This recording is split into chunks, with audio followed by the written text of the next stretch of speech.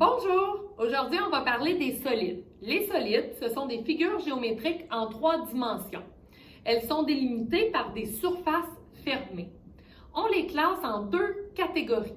Premièrement, les corps ronds. Elles ont une surface courbe. Comme ici, dans le cylindre, j'observe une surface courbe puisque la base est un cercle. Même chose pour le cône, un cercle, et il peut rouler. Donc, c'est ce qu'on appelle les corps ronds. Il y a aussi la boule qui fait partie des corps ronds. Ensuite, on a les polyèdres. Les polyèdres qui sont séparés en 2 familles. D'abord, il y a les prismes. Les prismes, eux, ont 2 bases parallèles qui sont identiques, isométriques.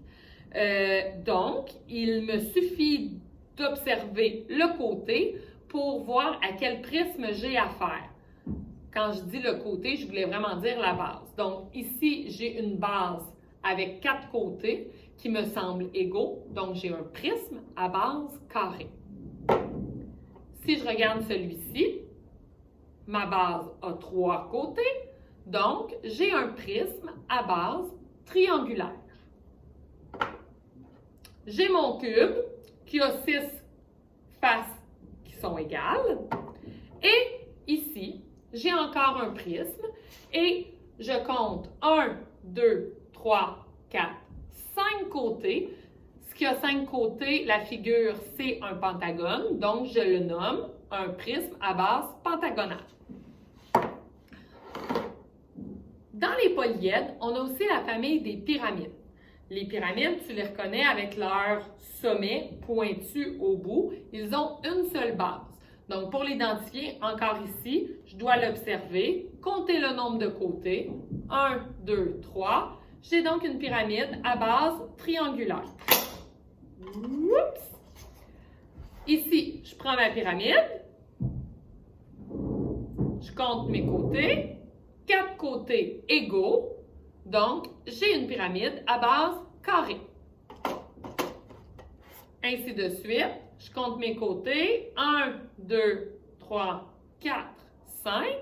J'ai 5 côtés, donc j'ai une pyramide à base pentagonale. Enfin, ici, j'ai 6 côtés. Comment se nomme une pyramide qui a une base avec 6 côtés? Une pyramide à base hexagonale.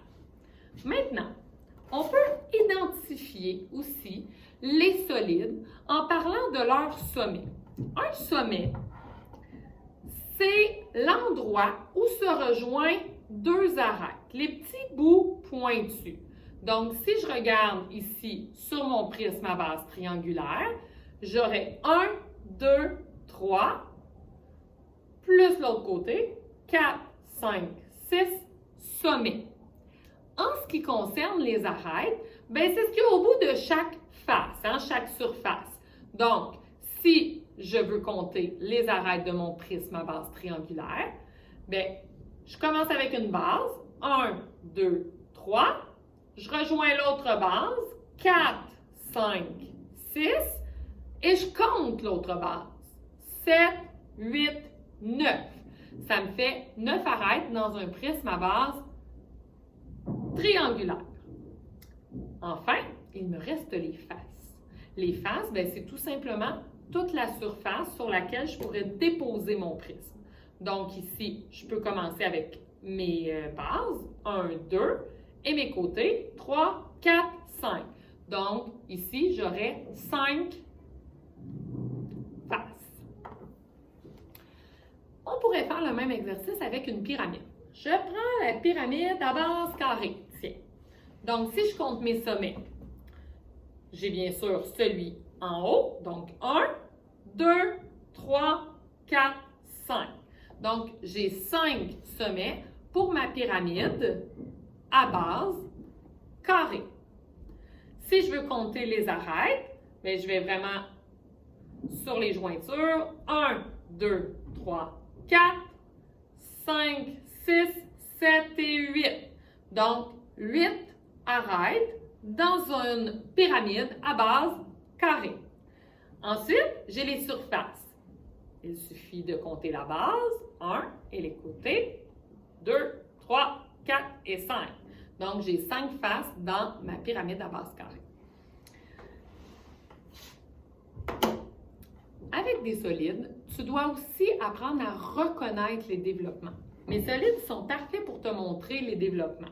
Puisque si je le défais, je prends mon cylindre, je peux le vider de son contenu et regarde bien, si je le défais devant moi, j'ai une espèce de long rectangle avec 2 cercles.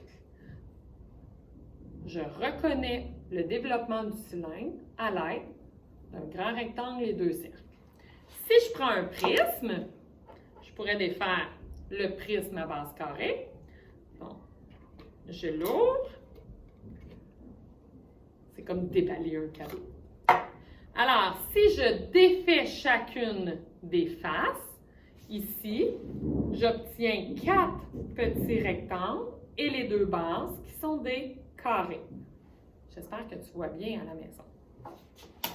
Et enfin, si je fais le même exercice avec une pyramide ici qui est dite à base triangulaire, je le vide de son contenu.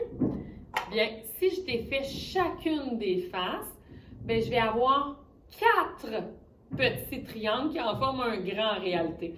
Donc, j'ai la base, 1, 2, 3 et 4. Donc, c'est quelque chose que tu dois être en mesure de faire, reconnaître les développements d'un solide. Et plus tard, on va te parler du volume. Bien, le volume, c'est l'espace qui est occupé à l'intérieur d'un solide. Donc, je te souhaite une belle journée!